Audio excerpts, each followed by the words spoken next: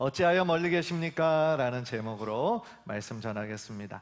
우리 신앙생활 하면서 가장 힘들 때 중에 하나가 우리가 기도하는데도 하나님 응답하시지 않는 것처럼 느껴지고, 우리가 하나님을 믿기는 하지만 하나님이 너무 멀리 계신 것처럼 느껴질 때, 그때 참 우리들의 마음이 힘들 때가 있어요. 왜 하나님께서 지금 내 삶에 개입하지 않으셔서, 왜 일하지 않으시든지, 왜 나를 괴롭히고 나에게 힘든 일을 주는 저 사람은 그냥 내버려 두시는지 우리의 마음에 답답할 때가 있다라는 거죠. 반면에 하나님과 전혀 관계없이 사는 사람들은 참 잘 사는 것처럼 보일 때, 그들의 삶에는 아무런 문제가 없는 것처럼 보일 때 우리들의 마음에 불평, 불만이 터져나올 때가 있는 거죠. 하나님, 이게 뭡니까? 왜 이런 일이 일어납니까? 하나님, 왜 우리를 이렇게 돌보지 않으십니까? 그런 불평을 할 때가 있는 것이죠. 그런 면에서 오늘 시편의 말씀은 우리에게 은혜가 돼요. 왜냐하면 이 시편에는 좋은 이야기들만 있는 게 아니에요. 하나님을 향해서 큰 믿음으로 전혀 흔들리지 않고 하나님께 변함없이 나아가는 사람들의 고백만 있는 것이 아니라, 오늘 본문처럼 때로는 답답한 현실 속에서 하나님, 이게 뭡니까? 탄식하면서 호소하면서 나아가는 그 사람들의 있는 그대로의 솔직한 고백도 다 들어가 있잖아요. 어떻게 보면 이게 현실이잖아요. 그렇죠? 좋은 일들만 있는 것이 우리의 삶이 아니라 힘들고 어렵고 답답할 때도 너무나 많이 있는 것이 우리가 살아가는 현실이잖아요. 그런 면에서 이런 시편을 읽을 때 우리들의 마음에 공감이 되고 은혜가 되는 거죠. 그런데 하나님은요, 우리의 이런 탄식과 같은 그러한 질문을 책망하지 않으시는 거예요. 왜 이렇게 믿음이 없어? 라고 책망하지 않으시는 거예요. 그런데 우리로 하여금 이 시편을 보면은요, 그냥 그 탄식의 자리에 머물러 있게도 하지 않으시는 거예요. 그러니까 시편을 우리가 150편이나 되는 시편을 읽어보면 가장 많은 종류의 시가 탄원시예요. 물론 찬양시도 있고 감사시도 있고 제왕시도, 여러 종류의 시들이 있는데 그 중에 제일 많은 시편이 개인 탄원시. 그러니까 이게 어떻게 보면 우리 인생의 현실을 그대로 보여주고 있다라는 거죠. 그런데 참 오늘 이 시편을 읽으면서 은혜가 되었던 것이 뭐냐면, 제일 처음에는 하나님, 어찌하여, 왜 이런 일이, 이렇게 하나님 앞에 탄식하며 나아가던 시편 저자가 제일 마지막에는 하나님은 나의 왕이십니다, 그럼에도 불구하고 하나님은 나의 삶을 다스리고 계십니다, 이렇게 하나님을 향한 확신으로 이렇게 변화되는 것을 보면서 우리들에게도 위로가 되고 소망이 되기도 한다라는 거죠. 따라서 오늘 이 시편을 통하여 지금 나에게, 지금 우리들에게 어떤 말씀으로 들려주시는지, 내가 어떻게 말씀을 붙잡고 승리해야 되는지 다시 한번 마음에 결단하는 은혜의 시간이 되시기를 주님의 이름으로 축복합니다. 첫 번째로 오늘 본문에서 깨닫는 건 뭐냐면요, 이 믿음은 이해되지 않을 때에도 하나님께 나아가는 거다라는 거예요. 따라합시다. 믿음은 이해되지 않을 때에도 하나님께 나아가는 것입니다.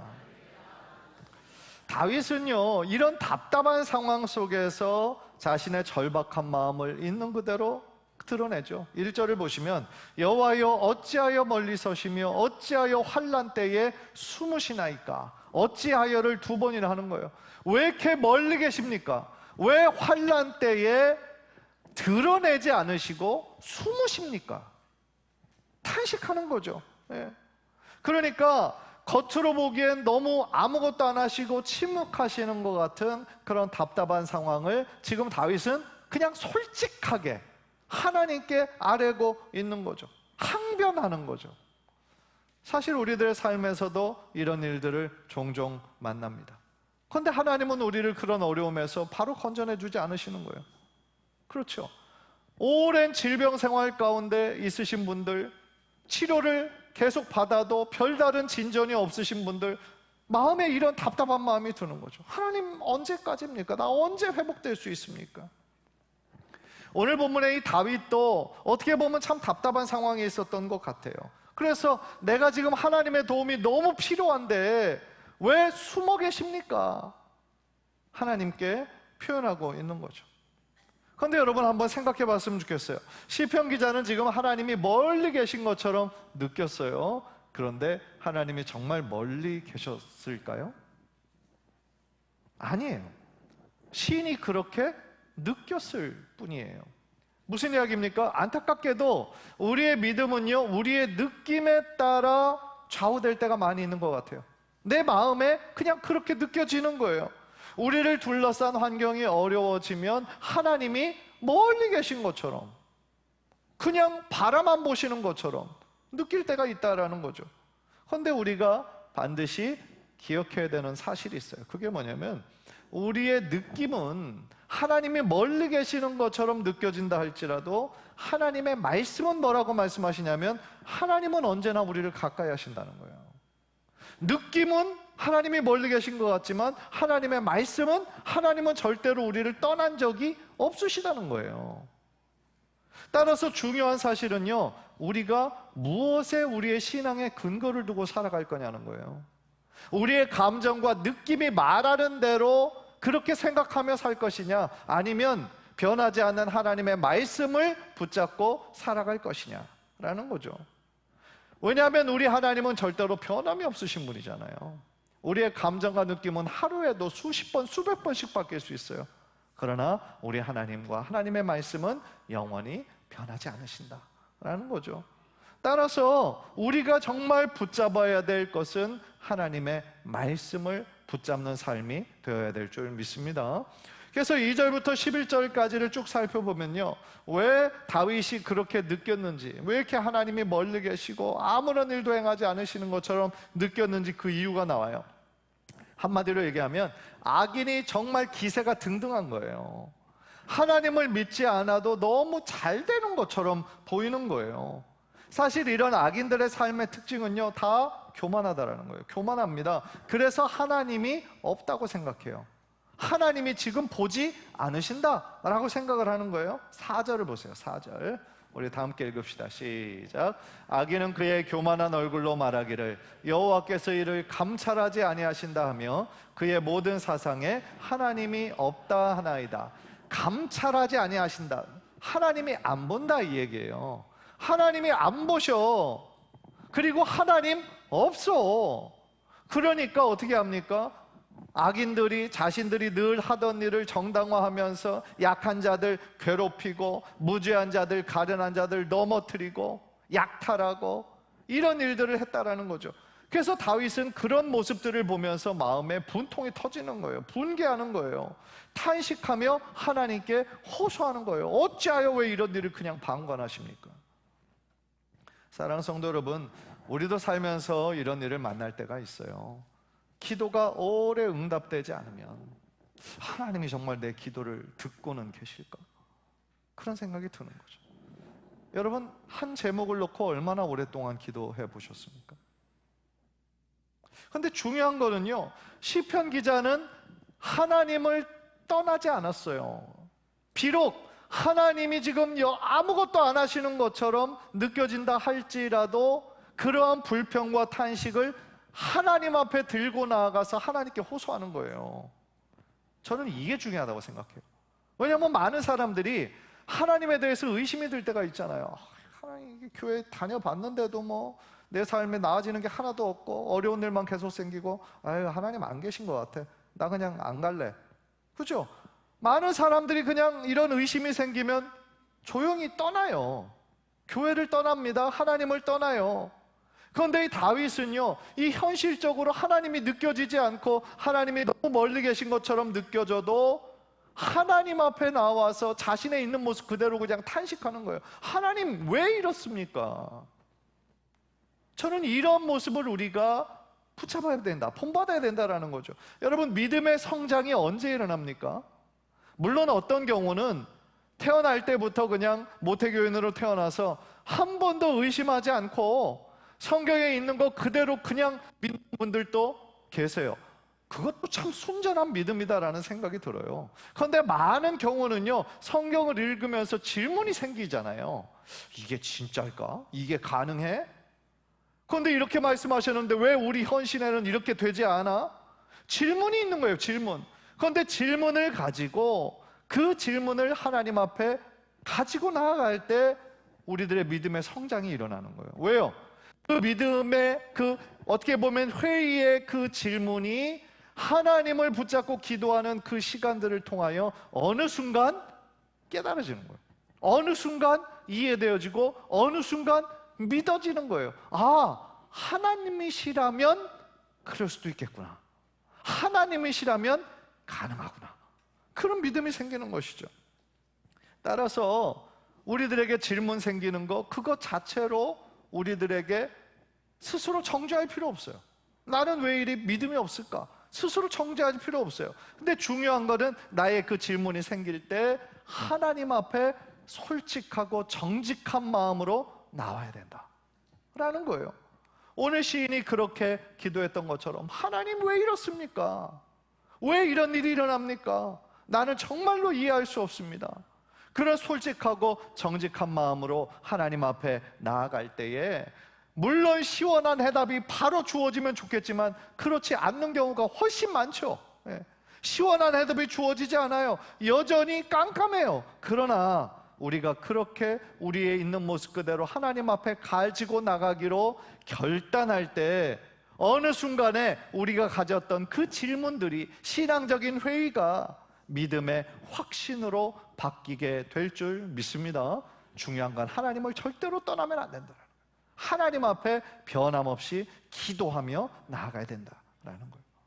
두 번째로 오늘 본문을 통해 배우는 거는요, 하나님의 침묵은 무관심이 아니라는 거예요. 무관심이 아니라 하나님의 때를 기다리는 거다라는 거예요. 한번 따라해 봅시다. 하나님의 침묵은 무관심이 아니라 때를 기다리시는 것입니다.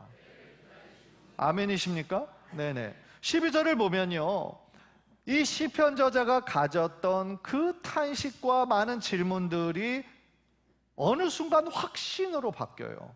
12절 우리 한번 다 함께 읽을까요? 시작. 여호와여 일어나옵소서, 하나님이여 손을 두옵소서, 가난한 자들을 잊지 마옵소서. 무슨 얘기예요?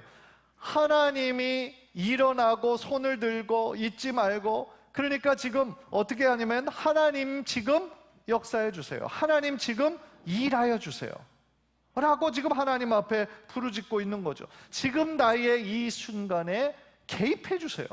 멀리서 바라보고만 있지 마시고 지금 나의 삶을 붙잡아 주세요. 그렇게 기도하면서 나아간다라는 거죠.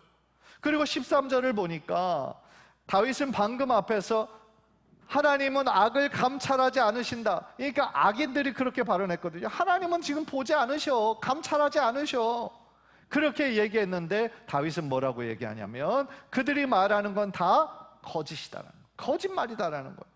그래서 14절에서 뭐라고 얘기했냐, 하나님은 이미 다 보셨다라는 거예요. 14절 우리 다 함께 읽읍시다. 시작. 주께서는 보셨나이다. 주는 재앙과 원한을 감찰하시고 주의 손으로 갚으려 하시오니 외로운 자가 주를 의지하나이다. 주는 벌써부터 고아를 도우시는 이시니이다. 주께서는 보셨습니다. 하나님이 감찰하지 않으신 게 아니에요. 하나님이 멀리서 그냥 방관만 하시는 것이 아니에요. 하나님은 다 보셨어요. 무슨 뜻이에요? 하나님은요, 하나님을 찾는 자들, 우리 자녀들, 우리 성도들이 고통당하고 고난당하는 것을 다 보셨어요. 하나님께서 그 순간들을 외면하신 것이 아니에요. 하나님께서 개입하실 그 순간을 기다리시는 거예요. 그리고 그 모든 순간들이 있기까지 우리는 믿음으로 기다리기를 원하시는 거예요. 즉 이 순간이 시편 저자에게는요, 자신의 그 탄식이 아 그러셨군요, 하나님 보고 계셨군요, 확신으로 바뀌는 거예요. 하나님은 우리의 삶의 현장을 다 보시고 계셨다. 우리의 눈물도 보시고 상처도 보시고 억울함도 다 보셨다라는 거예요. 사람은 우리의 겉모습밖에 보지 못하지만 그냥 겉으로는 괜찮다고, 그냥 괜찮아요 라고 이야기하지만 괜찮지 않을 때가 많잖아요. 우리들의 속에서는 여러 가지 일들이 진행되고 있을 때가 많잖아요. 우리는 적당히 위선하며 살아가지만 우리 하나님은 우리의 속마음 깊은 곳까지 다 보시고 계시는 분이시다라는 거예요. 그런데 궁금한 거는, 그러면 왜 악인들을 이렇게 내버려 두십니까? 왜 그들이 이렇게 그냥 살아가도록 그냥 내버려 두십니까? 라는 질문이 생기죠. 그런데 성경은요, 우리 하나님이 그것을 방관하시는 것이 아니라 참으시는 거예요. 오래 참으시는 거예요. 그러니까 하나님의 기다림은 능력이 없어서가 아니에요. 무능력해서가 아니에요. 오래 참으시는 거예요. 왜 오래 참으실까요? 한 사람이라도 자신의 죄를 회개하고 하나님 앞에 나오기를 원하시는 거예요. 마침내 하나님의 공의와 하나님의 정의를 이루시는 거예요. 따라서 우리는요, 그 하나님의 때가 찰 때까지 우리의 인간적인 시간에 맞추어서 그렇게 살아갈 수가 없다라는 거예요. 사랑하는 성도 여러분, 여기서 중요한 거는 이 다윗의 탄식으로 시작한 그의 기도가 마침내 하나님을 향한 확신과 신뢰로 바뀌었다라는 거예요. 무슨 얘기예요? 우리의 기도의 시작은 탄식으로, 한숨으로, 절망으로 시작할 수 있어요. 그러나 어느 시점에 우리가 기도의 자리를 떠나지 않고 끊임없이 하나님을 붙잡을 때 우리들의 마음에 하나님이 함께 하시는구나 라는 확신으로 변하게 될 줄 믿습니다. 응답이 늦는다고 해서 하나님이 일하지 않으시는 것이 아니라는 거예요. 농부가 씨를 뿌리고 그 다음 날 열매를 기대하지 않잖아요. 그렇죠? 잘할 수 있는 시간이 필요해요. 하나님의 일도 그렇다라는 거예요. 너희 속에서 행하시는 일은 하나님이시니 자기의 기쁘신 뜻을 위하여 지금 그 일을 이루시고 계시는 거예요. 따라서 우리의 눈에 보이지 않는다라고 해서 하나님께서 지금 아무것도 안 하신다? 그것은 우리들의 착각이라는 거죠. 따라서 우리 성도는요, 조급함 대신에 기다림을 배워야 되는 거예요. 기다림을 배워야 돼요. 그런데 문제는 뭐예요? 우리는 잘 기다리지 못해요. 무엇이든지 빨리 이루어지기를 바라요. 우리 한국 사람의 민족성이, 우리 모든 피의 DNA가 빨리빨리가 있어요. 빨리빨리. 잘 기다리지는 못해요. 오직 하나님을 바라보고 하나님이 지금 일하시고 계시다라는 것을 우리들에게 가르쳐 주시지만 그래도 우리는 잘 기다리지 못한다라는 거예요. 그런데 여러분, 잘 기다리는 것도 믿음이에요. 한번 따라해 봅시다. 잘 기다리는 것도 믿음이다. 왜 그럴까요? 왜 잘 기다리는 것이 믿음일까요? 하나님이 지금 일하시고 계시고 마침내 하나님의 뜻을 이루실 거다, 가장 좋은 것으로 자녀들에게 복 주실 거다라는 믿음이 없으면 기다리지 못해요. 그런데 우리가 잘 기다릴 수 있는 근거는 하나님이 어떤 분이심을 믿는 믿음이 우리들에게 있기 때문이다 라는 거죠. 따라서 때때로 하나님이 말씀하시지 않는 것처럼 느껴지는 하나님의 침묵이 우리들에게는 힘들지만 그것이 우리들을 사랑하지 않아서가 아니라, 우리들에게 관심이 없어서가 아니라 하나님이 가장 좋은 때를 기다리고 계시는 것임을 굳게 믿고 오늘도 변함없이 하나님을 사랑하고 하나님 앞에 나아가는 저와 여러분 되시기를 주님의 이름으로 간절히 축복합니다. 마지막으로 오늘 시편에서 깨닫는 사실은요, 하나님은 끝까지 책임지신다라는 거예요. 한번 따라합시다. 하나님은 끝까지 책임지십니다. 시편 기자는 마지막에 놀라운 신앙의 고백을 합니다. 16절을 보세요. 16절 우리 다 함께 읽읍시다. 시작. 여호와께서는 영원 무궁하도록 왕이시니 이방 나라들이 주의 땅에서 멸망하였나이다. 이 고백을 잘 생각해 보십시오. 지금 시편 저자가 처한 상황이 바뀌었을까요? 쭉 읽어보면 바뀌었다는 구체적인 정황은 나와 있지 않아요. 악인이 당장 심판을 받은 것도 아닌 것 같아요. 가난한 사람들의 문제가 하루아침에 해결된 것도 아니에요. 그런데 다윗은 뭐라고 얘기하냐면 하나님은 영원토록 왕이십니다 라고 고백하죠. 하나님이 왕이시다라는 건 뭐예요? 하나님이 우리를 다스리시고 계시고 우리를 통치하고 계십니다.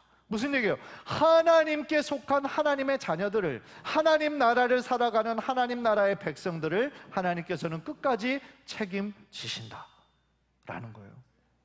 하나님께서는 여러분 한 분 한 분을 절대로 잊지 않으시고요, 하나님께서 여러분들을 가장 선한 방법으로 인도해 주실 줄 믿습니다.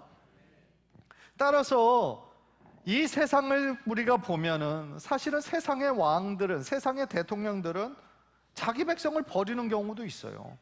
요즘에도 자신의 나라가 어떤 치안으로 여러 가지 어렵고 그럴 때 이웃의 안전한 나라로 도망치는 대통령이 있죠. 비겁한 사람이죠. 자격이 없는 사람이죠. 여러 정치인들 선거 기간만 되면 우리의 귀가 솔깃한 공약을 내놓지만 막상 당선된 이후에는 그거를 지키지 않는 경우도 많이 있는 것 같아요. 사실 그들뿐 아니라 자신의 한 말을 끝까지 잘 지키지 못하는 사람들이 많아요. 중간에 그냥 여러 가지 환경으로 인해 변하는 거예요. 그러나 우리 하나님은 다르신 거예요. 우리 하나님은요, 한 번 자녀 삼은 하나님의 백성들을 끝까지 돌보시고 끝까지 책임져 주실 줄 믿습니다. 그래서 17절과 18절을 보면요, 하나님께서 어떻게 책임져 주시는지가 나와요. 17절 우리 다 함께 읽읍시다. 시작. 여호와여, 주는 겸손한 자의 소원을 들으셨사오니 그들의 마음을 준비하시며 귀를 기울여 들으시고. 우리 하나님은 누구의 기도를 들으세요? 겸손한 자의 기도를 들으세요. 내가 하나님밖에 없습니다. 하나님께 우리의 마음을 드리는 겸손한 자의 소원을 하나님께서는 들으시는 분이세요. 사람들은 우리의 억울함을 이해하지 못할 수도 있어요. 그러나 하나님은 우리의 가장 작은 신음까지도 들으시는 분이세요. 또한 18절은 이렇게 말씀합니다. 고아와 압제당하는 자를 위하여 심판하사 세상에 속한 자가 다시는 위협하지 못하게 하시리이다. 누가요? 하나님이 이렇게 하실 거다라는 거예요. 당시 고아와 과부는 가장 힘이 없는 사람이었어요. 누군가의 돌보심, 도움이 없이는 살아갈 수 없는 사람들이었어요. 압제당하는 사람들 역시 마찬가지였죠. 그런데 하나님께서 그런 연약한 자의 편이 되어주신다 라고 말씀하시는 거예요. 이 세상은 힘 있는 자의 편에 서요. 권력 있는 자에 따라서 그들의 말 한마디에 따라 여러 가지가 바뀌죠. 그러나 우리 하나님은 권력 있는 자의 편이 아니라 연약한 자의 편이 되어주신다 라는 거죠. 이것이 우리가 하나님을 변함없이 신뢰할 수 있는 이유가 된다라는 거예요. 따라서 지금 우리가 살아가는 세상 가운데서는 하나님과 관계없이 살아가는 악인들이 잘 되는 것처럼 보이고 승리하는 것처럼 보인다 할지라도 역사의 마지막은 하나님이 결정하시는 거예요. 역사의 마지막에 우리의 진정한 왕이 되신 하나님께서 그들을 하나님의 공의대로 징치해 주시고 하나님의 뜻을 온전히 이루어 주실 줄 믿습니다. 따라서 성도는요, 지금 현재보다 하나님이 우리의 영원한 왕이 되셔서 우리의 삶을 주관하고 계심을 변함없이 믿어야 될 줄 믿습니다. 사랑하는 성도 여러분, 살아가면서 이 다윗이 했던 그러한 탄식처럼 하나님 언제까지 기다려야 됩니까? 왜 아무 일이 일어나지 않는 것처럼 보입니까? 라는 탄식을 할 수 있어요.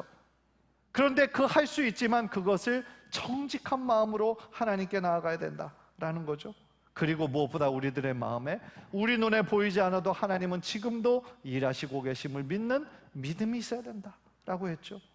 그리고 그 기다림의 시간 잘 기다리는 것도 결국 우리의 믿음이다 라고 말씀을 드렸어요.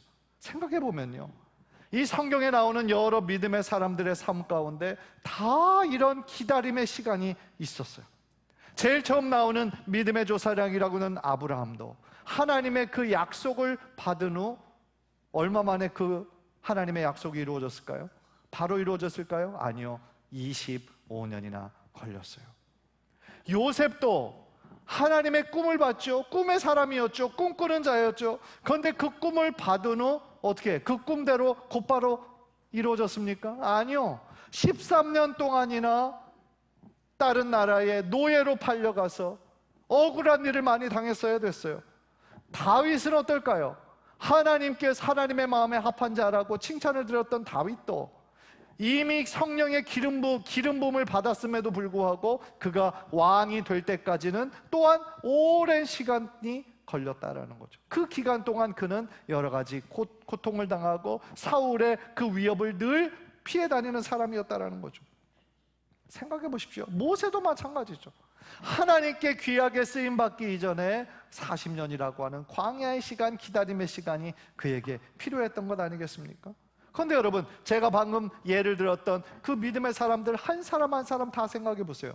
기다림의 시간은 다 각자마다 달랐지만 하나님이 중간에 그들을 버리거나 포기한 적이 있습니까? 아니죠.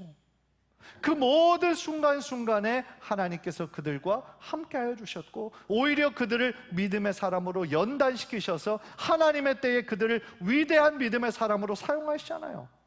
그게 하나님이 일하시는 방법이다라는 거예요. 그런데 생각해 보면 우리가 구원받은 것도 마찬가지예요. 하나님께서는 우리를 구원하시기 위해요 자신의 사랑하는 아들 독생자 예수 그리스도를 이 땅에 보내셨어요. 그리고 십자가 위에서 우리의 죄값을 대신 치르게 하셨어요. 그렇게 시작하신 구원의 역사를 하나님은 중간에 포기하지 않으셨어요. 사실 하나님의 침묵과 하나님의 부재를 가장 깊게 경험한 사람이 예수님이에요. 예수님도 십자가 위에서 나의 하나님 어찌하여 나를 버리셨습니까? 하나님께 탄식하잖아요. 부르짖잖아요. 왜요? 그 순간만큼은 하나님께서 그를 버린 것 같은 그 버림의 그 고통을 느꼈기 때문이죠. 예수님은 언제나 하나님과 연결되어 있었잖아요. 하나님의 사랑과 연결되어 있었는데 모든 사람들의 죄를 다 짊어진 그 순간, 모든 죄인들의 죄를 그 어깨에 짊어진 그 순간, 하나님께서는 죄인의 대표로 하나님께 버림받는 듯한 심판의 고통을 감당하셔야 했기 때문이다라는 거죠. 그러나 하나님이 예수님을 영영 버리셨습니까? 아니죠. 십자가에서 우리의 모든 죄를 다 해결하고 돌아가신 이후에 3일 만에 다시 살려내시잖아요. 그렇죠? 그러므로 우리도 지금 일시적으로 하나님이 멀리 계신 것 같고 하나님의 침묵을 우리가 경험할 수는 있지만 하나님이 우리를 떠나신 적은 한 번도 없다라는 거예요. 그러므로 지금 우리들에게 필요한 믿음은 뭡니까? 우리의 미래가 어떻게 될지를 다 아는 그런 믿음이 우리들에게 필요한 것이 아니에요. 나의 앞날이 어떻게 될지 아는 사람이 누가 있겠어요? 그러나 한 가지는 확실히 붙잡아야 돼요. 뭐예요? 나의 미래를 다 아시는 분이 우리 하나님이시다. 우리의 걸음걸음을 인도하시는 분이 우리 하나님이시다. 그 사실을 우리가 굳게 믿을 때 우리가 어떤 상황 가운데 있든지 우리의 마음이 무너지지 않고 낙심하지 않고 절망하지 않고 다시 하나님께 나아갈 수 있게 될 줄 믿습니다. 따라서 우리에게 어찌하여 왜? 라는 질문이 생길 때에 여러분들 낙심하지 마세요. 스스로 정죄하지 마세요. 왜냐하면 우리를 붙드신 하나님이 지금도 살아계시고요 끝까지 우리를 책임져 주실 것이기 때문입니다. 간절히 바라기는 지금 나의 눈앞에 보이는 이런 답답한 현실보다 우리 하나님을 더 신뢰하시기를 주님의 이름으로 부탁드립니다. 우리의 느낌을 신뢰하지 마시고 변함없는 하나님의 말씀을 붙잡으시기를 바랍니다. 그리고 하나님이 나의 영원한 왕이 되심을 믿으며 오늘 또 나의 왕으로 나의 삶을 온전히 다스려 주옵소서. 주님의 뜻 가운데 거하길 원합니다. 이번 한 주도 믿음으로 살아가기를 원합니다. 그런 마음으로 왕 되신 하나님의 통치를, 하나님의 다스리심을 우리가 붙잡고 순종하는 저와 여러분 되시기를 주님의 이름으로 간절히 축복합니다. 기도하겠습니다.